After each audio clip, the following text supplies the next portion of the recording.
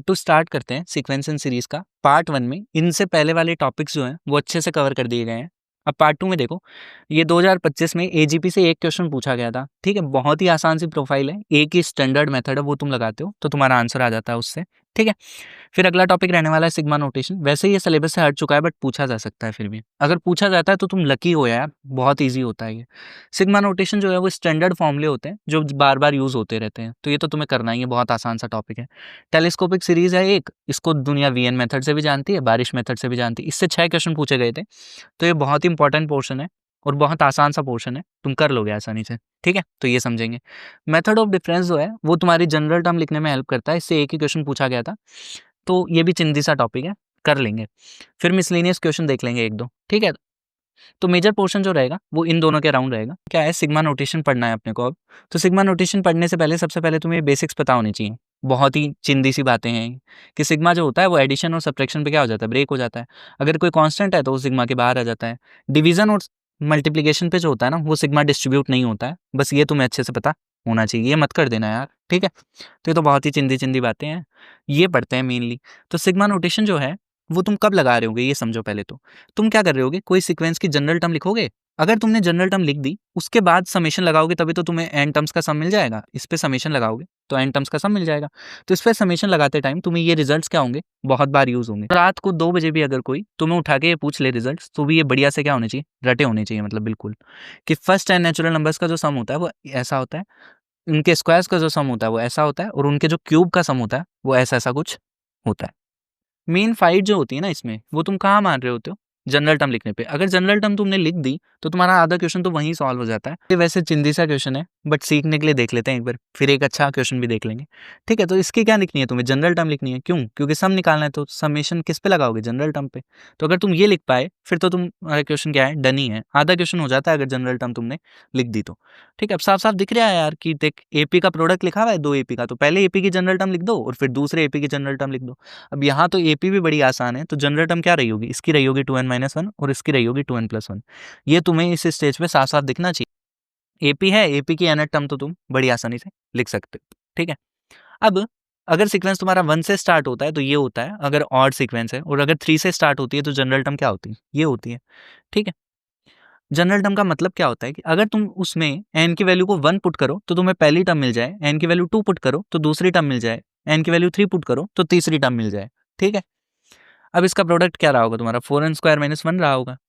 इस पे समेशन लगाना है, ठीक है। तो बड़ा आसान हो गया। अब ये कितना हो गया, 4 times summation of n² minus summation of 1, तो ये वाला टर्म तो n हो गया। इसका फॉर्मूला अभी तुमने देखा पीछे क्या होता है, n into n+1 into 2n+1 divide by 6। अब यहाँ के बाद मेरी तरफ से क्वेश्चन क्या है, खत्म है, मजदूरी है वो तुम्हें खुद करनी है, ठीक है। आगे वाला क्वेश्चन देख लेते हैं। तो आगे वाला क्वेश्चन भी बहुत सिमिलर है, इस पे टाइम वेस्ट करना जायज़ नहीं। तो ये क्या है तुम्हारे 2n-1 का होल स्क्वायर है, ये बनेगा। अब इस पे समेशन लगाना, इस स्टेज पे क्वेश्चन को यहाँ तक बिल्कुल भी नहीं छोड़ना है। मजदूरी तुम्हें गर्व से करनी है, बढ़िया से मजदूरी करो, क्योंकि मेंस का तो फेवरेट है मजदूरी। अगर तुम मजदूरी नहीं करोगे, कैलकुलेशंस नहीं करोगे, तो तुम्हारे डेफिनेटली लगने हैं, ठीक है। तो कैलकुलेशन खूब करो ताकि तुम एग्जाम पे कर पाओ।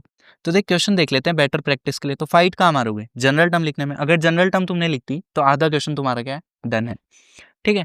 तो देखो जनरल टर्म लिखने का ट्राई करते हैं। तो सबसे पहले इन दोनों टर्म्स को छोड़ दो, यहाँ से कोई भी पैटर्न तुम ऑब्जर्व नहीं कर पाओगे। तो आगे बढ़ते हैं। तो पहले इसको देखो क्या लिखा हुआ है, 9। तीसरी टर्म में 9 है, चौथी टर्म में 12 है, और पांचवी टर्म में क्या है, 15 है। मतलब 3 की टेबल लिखी हुई है, तो मतलब जो nth टर्म रही होगी उसमें क्या रहा होगा, 3n रहा होगा। आगे देखो, जो थर्ड टर्म है उसमें 3 तक के स्क्वायर का सम है, चौथी टर्म में 4 तक का है, तो nth टर्म में कहाँ तक रहा होगा, n तक रहा होगा, ठीक है। यहाँ तक तो तुम समझ गए होंगे। अब तुम्हें फिगर आउट करना है डिनोमिनेटर को। तो डिनोमिनेटर में देखो कि दो दो का डिफरेंस हो रहा है साफ साफ, ठीक है। तो अगर तुम आगे जा रहे हो तो तुम +2 कर रहे हो, तो अगर तुम पीछे जाओगे तो -2 करोगे या नहीं, हाँ बिल्कुल करोगे। तो जो सेकंड टर्म रही होगी उसका डिनोमिनेटर कितना रहा होगा, 7 - 2 मतलब 5, और उससे जो पहली वाली टर्म रही होगी उसमें डिनोमिनेटर कितना रहा होगा, 3 रहा होगा। 3 5 7 9 ऐसे ऐसे चलता जाएगा। तो क्या इसकी जनरल टर्म नहीं लिख सकते, तो ये तो एपी है जिसकी जनरल टर्म अभी पीछे ही देखी थी, क्या होती है, 2n+1 होती है, ठीक है। जनरल टर्म का मतलब क्या होता है कि तुम अगर उसमें n की वैल्यू 1 पुट करो तो पहली टर्म मिलनी चाहिए। तो पुट करके देख लो, n की वैल्यू 1, तुम्हें पहली टर्म मिल जाएगी। n को 2 रखोगे तो दूसरी टर्म मिल जाएगी, ठीक है। तो सही लिखिए। अगर तुमने जनरल टर्म लिख दी, अब इसको थोड़ा सा सिंप्लीफाई कर लो। ये क्या लिखा हुआ है आगे तुम्हारा, n into n+1 into 2n+1 divide by 6, यही लिखा हुआ है ना, हाँ बिल्कुल, ठीक है। ये यहाँ से यहाँ कैंसिल। अब ये तुम्हें क्या मिल जाएगी, एक क्यूबिक मिल जाएगी एन में, क्यूबिक मिलेगी ना। हाँ, तो आगे तो तुम इस क्वेश्चन को बना ले जाओगे, आगे कोई दिक्कत तुम्हें नहीं आने वाली। फॉर्मूला है आगे, तो वो तो तुम क्या कर दोगे, अप्लाई कर दोगे। हमारा जो नया टॉपिक है ना, वो क्या है, टेलीस्कोपिक सीरीज है। इसको दुनिया वाले वीएन मेथड भी बोलते हैं और बारिश मेथड भी कई लोग बोल देते हैं। ठीक है, इससे 6 क्वेश्चन पूछे गए थे 2025 में, बहुत ही इंपॉर्टेंट टॉपिक है, तो इसको अच्छे से पढ़ने का ट्राई करते हैं। तो सबसे पहले क्वेश्चन देख लेते हैं। ठीक है, तो इसमें अप्रोच जो होता है ना, वो तो सिमिलर सा होता है, बट कब लगाना है ये हल्का हल्का वेरी कर देता है। बट मैं तुम्हें जनरल तरीका बता देता हूँ कि कब लगता है, जनरली, नॉट ऑलवेज। मैं फिर से बोल रहा हूँ, हमेशा नहीं, जनरली। क्या होता है कि न्यूमरेटर में तो तुम्हें क्या दे रखा होता है, कांस्टेंट दे रखा होता है, और नीचे क्या होता है कि कुछ फैक्टर्स का मल्टीप्लिकेशन होता है। ठीक है, तो यहाँ भी देखो, तो जनरली तुम अप्रोच में क्या करते हो कि जो डिनोमिनेटर है उनका डिफरेंस तुम न्यूमरेटर में बनाने का ट्राई करते हो, कि फर्स्ट टर्म और लास्ट टर्म, फर्स्ट टर्म और लास्ट टर्म, फर्स्ट टर्म और लास्ट टर्म, इनका डिफरेंस हर बार कितना है, 2। तो इनका डिफरेंस तुम क्या करते हो, ऊपर बनाने का ट्राई करते हो। ठीक है, तो इसको सॉल्यूशन से समझते हैं। पहली बात तो ये क्वेश्चन यहीं तक है, ये गलत प्रिंट हो गया है। ठीक है, तो देखो, सबसे पहले जब तुम इसका आर एट टर्म लिखोगे तो वो क्या बनेगा, देख, पहली टर्म 2 से स्टार्ट हो रही है, तो आर एट टर्म में क्या आया होगा, r+1 आया होगा, फिर एक एक ऐड होता जा रहा है। अब मैंने क्या बोला कि जो फर्स्ट फैक्टर है और जो लास्ट फैक्टर है, फर्स्ट टर्म और लास्ट टर्म का डिफरेंस तुम क्या करोगे, ऊपर बनाने का ट्राई करोगे। तो ये बन जाएगा तुम्हारा r+3 minus of r+1 upon कितना, r+1 into r+2 into r+3। ठीक है, अब ऊपर तो केवल 1 था, अब अगर तुम देखोगे तो 2 हो गया है, तो 2 से क्या करना पड़ेगा, डिवाइड भी करना पड़ेगा। ठीक है, तो आर एट टर्म तुम लिख चुके हो, तो 1/2 ये बन जाएगा तुम्हारा 1/r+1 इंटू r+2 माइनस 1 कितना, r+2 इंटू r+3। ठीक है, तो अप्रोच तो क्या रहेगा, सिमिलर सा ही रहेगा, कि कुछ भी करके तुम्हें डिनोमिनेटर को क्या करना है, फैक्टराइज करना है, और उनका डिफरेंस तुम्हें क्या बनाना है, ऊपर बनाना है, बस यही अप्रोच रहेगा।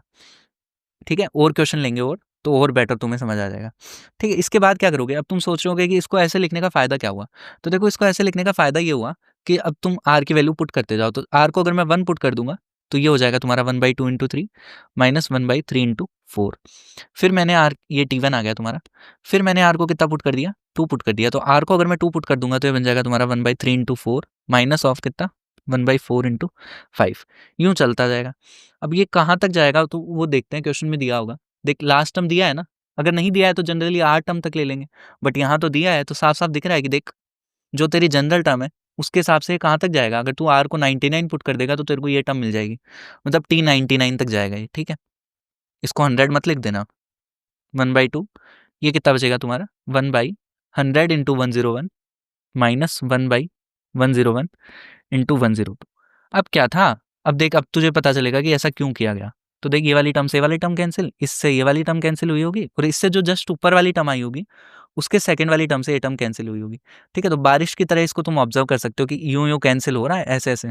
ठीक है, तो लास्ट में तुम्हारे पास क्या बचेगा कि जो समीशन तुम्हें चाहिए था वो कितना बचेगा, 1/2 इंटू 1/2 इंटू 3 माइनस 1/101 इंटू 102। इसकी वैल्यू तुम्हें उसने कुछ दे रखी है और वहां से के फाइंड करने को बोल रहा है। ठीक है, तो अब तो तुम आसानी से इस क्वेश्चन को कर लोगे। ठीक है, तो ये बहुत ही प्यारा क्वेश्चन है, तो देखो कैसे अप्रोच करेंगे। तो ये बोल रहा है कि सम ऑफ द फर्स्ट 10 टर्म्स जो है वो m/n है, मतलब इसका सम निकालना है, बाकी तो तुम कर ही लोगे। ठीक है, तो अब सबसे पहले देखो, यहाँ जो न्यूमरेटर है ना वो कांस्टेंट नहीं है, वेरी कर रहा है, इसलिए मैंने बोला था कि हमेशा कांस्टेंट नहीं होगा। ठीक है, तो कैसे ऑब्जर्व करोगे इसको, तो सबसे पहले तो तुम्हें इसका जनरल टर्म लिखना होगा, क्योंकि अभी तो तुम्हें दिख नहीं रहा होगा ना फैक्टर वगैरह। अप्रोच फिर भी सेम ही रहेगा टेलीस्कोपिक सीरीज में, क्या कि डिनोमिनेटर के डिफरेंस को तुम ऊपर बनाने का ट्राई करोगे। तो सबसे पहले तुम्हें उसको फैक्टराइज तो करना पड़ेगा इसको। तो सबसे पहले इसका जनरल टर्म लिखते हैं। तो जनरल टर्म क्या रहा होगा, देख, डिनोमिनेटर को अगर तेरे को ऑब्जर्व करना है, अगर मैं आर एट टर्म लिखने की बात करूं तो ऊपर तो आर आ रहा है, साफ साफ दिख रहा है, नीचे देख ये क्या लिखा हुआ है। सबसे पहले तो इन नंबर्स को नोटिस कर, क्या इन नंबर्स में तेरे को कुछ अच्छा दिख रहा है। तो जब जैसे ही मैं ये देखता हूँ ना 1025, तो मेरे को दिखता है कि ये 1024 प्लस 1 लिखा हुआ है, ये मेरा 324 प्लस 1 लिखा हुआ है, ये मेरा 64 प्लस 1 लिखा हुआ है, और ये मेरा 4+1 लिखा हुआ है। ऐसा ऐसा मेरे को ऑब्जर्व होता है ये तो। ठीक है, मतलब देख, +1 तो हो ही रहा है हर बार, और ये क्या लिखा हुआ है, इसको अगर तू ध्यान से देखेगा, तो ये क्या बन रहा है, अगर तू 4 देख, हर बार 4 कॉमन आ रहा है इन सब में से, 4 को अगर मैं कॉमन ले लूँ तो ये तेरा बन रहा है 4 इंटू 1+1। ये वाला जो टर्म है ये कितना बन रहा है, ये है 4 इंटू 16+1। फिर यहाँ से अगर मैं देखूँ तो ये कितना है तुम्हारा 4 इंटू 81+1 लिखा हुआ है, मेरे को मिलेगा 4 इंटू 256+1। ठीक है, तो हर बार 4 मल्टीप्लाई कुछ हो रहा है, अगर तू पैटर्न को ऑब्जर्व करेगा ध्यान से तो देख ये कितना बनेगा 2 to the power 4 लिखा हुआ है, ये तेरा क्या लिखा हुआ है, ये लिखा हुआ है तेरा 3 to the power 4 और ये लिखा हुआ है तेरा 4 to the power 4। No doubt ये बहुत अच्छा क्वेश्चन है। जनरल टर्म लिखना इसमें थोड़ा सा टिपिकल है, थोड़ी ऑब्जर्विंग स्किल्स मांग रहा है तुम्हारी। तो ये कितना हो जाएगा 4 into r to the power 4 + 1। ठीक है। अब तुम बोलोगे मेरे को तो यहाँ डिनोमिनेटर में फैक्टर दिख ही नहीं रहे हैं, तो अगर फैक्टर ही नहीं दिख रहे हैं तो मैं ऊपर कैसे बनाऊंगा। तो सबसे पहले तो मेरे को क्या करना पड़ेगा, इसका फैक्टर बनाना पड़ेगा। तो इसके फैक्टर बनाने के लिए इसको अगर मैं परफेक्ट स्क्वायर बना लूँ तो क्या कैसा रहेगा, तो आर ये लिखा हुआ है 4r to the power 4, तो ये किसका स्क्वायर हो सकता है, ये होगा 2r² + 1 का होल स्क्वायर। तो वो कितना रहा होगा तुम्हारा, मतलब मेरे को 4r² ऐड करना पड़ेगा और 4r² सब्ट्रैक्ट करना पड़ेगा। ठीक है, तो उससे होगा क्या, अब देखो उससे क्या होगा, तो ये हो जाएगा तुम्हारा 2r² + 1 का होल स्क्वायर माइनस ये किसका स्क्वायर लिखा हुआ है, ये लिखा हुआ है 2r का होल स्क्वायर। बन गए फैक्टर। तो यहाँ तक पहुँचने के बाद ये a² - b² लिखा हुआ है, तो लिख दे इसको क्या, 2r² minus of 2r + 1 a - b into a + b, तो 2r² + 2r + 1 ऐसा लिख सकते हैं। अब तेरे को फैक्टर दिख रहे होंगे साफ साफ। अगर तू इनको डिफरेंस करके अगर ऊपर बनाएगा इस टर्म और इस टर्म का डिफरेंस, तो कितना बन रहा है 4r बन रहा है। तो 4 से तेरे को डिवाइड भी करना पड़ेगा, तो ये कितना बनेगा 2r² + 2r + 1 minus of 2r² minus of 2r + 1। तो देख स्टिल अप्रोच सेम है, डिनोमिनेटर का जो डिफरेंस है वो तुम्हें ऊपर बनाना है।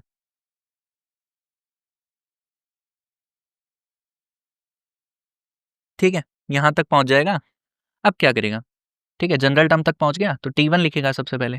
तो T1 लिख दे अब सबसे पहले, तो TR ही लिखेगा इधर, तो अलग अलग डिवाइड कर दे तो क्या बनेगा, ये बन जाएगा तेरा इसको डिवाइड करेगा, ये बनेगा 1/2r² - 2r + 1 और इधर कितना बनेगा -1/2r² + 2r + 1। अब आगे इस क्वेश्चन को तुम खुद आसानी से कर सकते हो, तुम्हें खुद ही करना चाहिए। अब ये जीपी क्या होता है, बहुत ही सिंपल सी बात है। एपी और जीपी दोनों की प्रॉपर्टीज अगर कोई सीक्वेंस फॉलो करता है तो उसको क्या बोलेंगे, एजीपी बोल देंगे। अब यहाँ इस सीक्वेंस को देख, अगर कोई सीक्वेंस ऐसा दिखता है तो तुम उसको एजीपी बोलते हो। तो यहाँ देख ये वाली टर्म्स जो हैं वो एपी में है और साथ में हर बार क्या हो रहा है, आर से मल्टीप्लाई हो रहा है, हर बार आर से मल्टीप्लाई हो रहा है। मतलब एपी और जीपी दोनों की प्रॉपर्टीज क्या हो रहा है, ये सीक्वेंस सेटिस्फाई करता है। तो ऐसे सीक्वेंस को सॉल्व करने का बहुत ही एक छोटा सा स्टैंडर्ड तरीका होता है, बस वही तुम्हें करना होता है। ठीक है, तो 25 वाला जो क्वेश्चन था वो तो बहुत ही स्ट्रेट फॉरवर्ड था, वो तुम खुद से कर लेना। ठीक है, तो अब अगर तुम देखोगे यहाँ ध्यान से तो तुम्हें जीपी वाली प्रॉपर्टी तो डायरेक्ट मल्टीप्लाई होती हुई दिख जाएगी कि 1/6 से हर टर्म क्या होता जा रहा है, मल्टीप्लाई हो रहा है। बट क्या ये 1, 5, 12, 22 ये सब टर्म्स एपी में है, तो एपी में तो नहीं है। बट फिर मैं इसको एजीपी का प्रॉब्लम क्यों बोल रहा हूँ, तो यहाँ इनका डिफरेंस देख कितना है 4, इनका डिफरेंस देख कितना है 7, यहाँ डिफरेंस कितना है 10, फिर डिफरेंस कितना है 13 और फिर डिफरेंस कितना है 16। मतलब ये डायरेक्टली तो एपी में नहीं है, बट इनका जो डिफरेंस है ना वो एपी में है, मतलब ये इनडायरेक्टली एजीपी है। तो यहाँ एजीपी का प्रोसीजर कितनी बार लगेगा, 2 बार लगेगा। पहले तो ये टर्म्स लिखता है 1 + 5/6 जो भी दिया होता है उसको एज इट इज लिखता है और उसको एस मान लेता है, ये करता है। ठीक है, इनफ है इतना ना, ये इस तरह से चलता रहेगा। फिर क्या करता है कि जो कॉमन रेशियो है, कॉमन रेशियो कितना है 1/6, उससे मल्टीप्लाई करके एक टर्म आगे शिफ्ट करके लिख देता है। तो ये हो जाएगा 1/6, ये तुम्हारा हो जाएगा 5/6² प्लस ये कितना हो जाएगा तुम्हारा 12/6³ और ये हो जाएगा तुम्हारा 22/6 to the power 4, यूं यूं चलता जाएगा। अब इनफाइनाइट टर्म्स है तो लास्ट टर्म को भी ऑब्जर्व करने की जरूरत नहीं है। तो इन दोनों को सब्ट्रैक्ट कर देगा तो इधर हो जाएगा तुम्हारा 5s/6 is equals to what 1 plus ये बनेगा तुम्हारा 4/6 प्लस कितना बनेगा, ये बनेगा 7/6² प्लस 10/6³। ठीक है, इसको डिफरेंस करेगा तो ये बनेगा तेरा 13/6 to the power 4, ऐसा ऐसा बनता जाएगा। अब तेरे को साफ साफ दिख रहा होगा कि देख जीपी वाली प्रॉपर्टी भी है, एपी वाली प्रॉपर्टी भी है, तो वापस तेरे को एक और बार वही फॉर्मूला लगाना पड़ेगा कि इसको 1/6 से मल्टीप्लाई करना पड़ेगा। तो ये बनेगा 5/6² इंटू एस, एक टर्म आगे शिफ्ट करके लिख देना, तो ये बन जाएगा 1/6, ये बनेगा 4/6² प्लस ये कितना बनेगा तुम्हारा 7/6³ प्लस 10/6 to the power 4। वो स्टैंडर्ड सा प्रोसीजर है, बहुत ही आसान चीज़ है, इसको सब्ट्रैक्ट कर देना। तो जैसे ही सब्ट्रैक्ट करेगा 5s/6 को कॉमन ले ले, तो जैसे ही 5x/6 को कॉमन ले लिया, ये कितना बना तुम्हारा 1 माइनस और 1/6, यही तो बचा is equals to what 1 plus इधर से तेरा बचा 3/6, इधर से कितना बचा 3/6², फिर 3/6³, यूं चलता जाएगा इन्फिनिटी तक। तो 1 प्लस, अब ये साफ-साफ दिख रहा है क्या लिखा हुआ है, ये तो इनफाइनाइट जीपी है। इनफाइनाइट जीपी के सम का फॉर्मूला सबको पता होता है कि first term upon 1 minus common ratio कितना है 1/6 है, 5s/6 इनटू ये कितना बना तुम्हारा 5/6। तो यहाँ से तेरे को s की वैल्यू निकालनी है, ये 5 है और ये भी 5 है, एक s है, वो है मेथड ऑफ डिफरेंस। तो मेथड ऑफ डिफरेंस जो होता है वो हमें जनरल टर्म फाइंड करने में हेल्प करता है। कब? जब हम जनरल टर्म बाय ऑब्जर्वेशन या पैटर्न को ऑब्जर्व करके नहीं फाइंड कर पा रहे हैं। अब ये जो सीक्वेंस दिया गया है तुम्हें, ना ये एपी है, ना ये जीपी है, ना इसमें कुछ पैटर्न लग रहा है, तो तुम क्या करोगे, डिफरेंस निकालोगे। यहाँ डिफरेंस 2 है, यहाँ डिफरेंस 6 है, यहाँ डिफरेंस कितना है 18 है, और फिर डिफरेंस कितना है तुम्हारा 54 है। तो तुम्हें साफ साफ दिख रहा है कि डिफरेंस कहाँ है, जीपी में है। तो या तो डिफरेंस तुम्हारा क्या हो रहा होगा, एपी में रहा होगा या जीपी में रहा होगा। अगर तुम्हारा डिफरेंस एपी या जीपी में कुछ हो पा रहा है, मतलब खूबसूरत है, तब तुम क्या करोगे, मेथड ऑफ डिफरेंस लगा दोगे। तो ये लगाते कैसे हैं वो देख लेते हैं कि जो तुम्हें दिया गया है इसका अप्रोच जो है ना वो सिमिलर सा होता है एजीपी जैसा, ठीक है। ये जो सीक्वेंस दिया गया है उसको तुम एस मान लोगे, फिर तुम क्या करोगे, एक टर्म आगे शिफ्ट करके लिख दोगे। तो जैसे ही एक टर्म आगे शिफ्ट करके लिखोगे, फिर इनको क्या कर दोगे, सब्ट्रैक्ट कर दोगे। तो मैं अगर मान लूँ कि यहाँ एन टर्म्स थे, तो मैंने क्योंकि एक टर्म आगे शिफ्ट कर दिया, तो यहाँ A N minus one term रहा होगा और यहाँ एन एट टर्म रहा होगा, ठीक है। फिर क्या करना था, इनको तेरे को माइनस कर देना था, ठीक है। तो एस में से एस गया 0, यहाँ कितना बचा ए एन, उस ए एन को तो क्या कर देगा, आगे ले आएगा। इधर जो था ये माइनस का ए एन उधर भेज दिया क्योंकि ये तो 0 हो गया था, तो यहाँ तुम्हारा आ जाएगा a n is equals to what, इधर बचेगा 5, ये बचेगा तुम्हारा 2, ये बचेगा 6, and this will be 18 and this will be 54। इस तरह से चलता जा रहा है। अब बस तुम मुझे एक चीज़ बता दो कि यहाँ से लेकर यहाँ तक कितने टर्म्स हैं। अगर यहाँ से यहाँ तक n टर्म्स थे, तो यहाँ से लेके यहाँ तक ये कितने टर्म्स हैं, n-1 टर्म्स है कि नहीं? हाँ, बिल्कुल है। तो अगर ये n-1 टर्म्स है, अब तुम इसका सम नहीं निकाल पाओगे क्या? सो क्या है ये जीपी? तो जीपी के सम का फॉर्मूला क्या होता है, first term into 1 minus common ratio two the power कितना, नंबर ऑफ टर्म्स जो कि है n-1 -1, तो n-2 upon 1 minus common ratio, तो कॉमन रेशियो कितना है 3। तो ये क्या हो गया, इसका सम हो गया। तो मतलब क्या मिल गया तुम्हें, nth टर्म मिल गया। बस अब अगर nth टर्म मिल जाता है तो उसके बाद तो समेशन निकाल के तुम आसानी से क्वेश्चन को आगे प्रोसीड कर सकते हो। थोड़ा अच्छा सवाल है, ठीक है। क्या बोल रहा है कि सबसे पहले तो इसका सम निकालना है इन्फिनिटी टर्म्स तक का, ठीक है। तो सबसे पहले क्या करोगे, दिमाग में आरएच टर्म लिखना आता है। तो देखो पहली टर्म में डिनोमिनेटर में 1 फैक्टोरियल है, दूसरी में 2 है, तीसरी में 3 है, तो आरएच जो टर्म रही होगी उसमें आर फैक्टोरियल रहा होगा। अब देख लो पहली टर्म में न्यूमरेटर में एक टर्म आ रहा है, दूसरी टर्म में 2 आ रहे हैं, तीसरी में 3 आ रहे हैं, चौथी में 4 आ रहे हैं। तो जो आर टर्म रही होगी उसमें आर आए होंगे और सारे कौन से हैं, ऑड है। तो तुम्हें पता होना चाहिए कि फर्स्ट n नेचुरल नंबर्स का सम कितना होता है तुम्हारा, ऑड वाले इनका जो सम होता है वो n स्क्वायर होता है। अगर n है तो अब r है तो कितना रहा होगा, r स्क्वायर रहा होगा, ठीक है। यहाँ तक कोई दिक्कत वाली बात नहीं होनी चाहिए। इसका तुम्हें क्या निकालना है, समेशन। तो लगा दो समेशन, इस पे तुम्हें सम मिल जाएगा।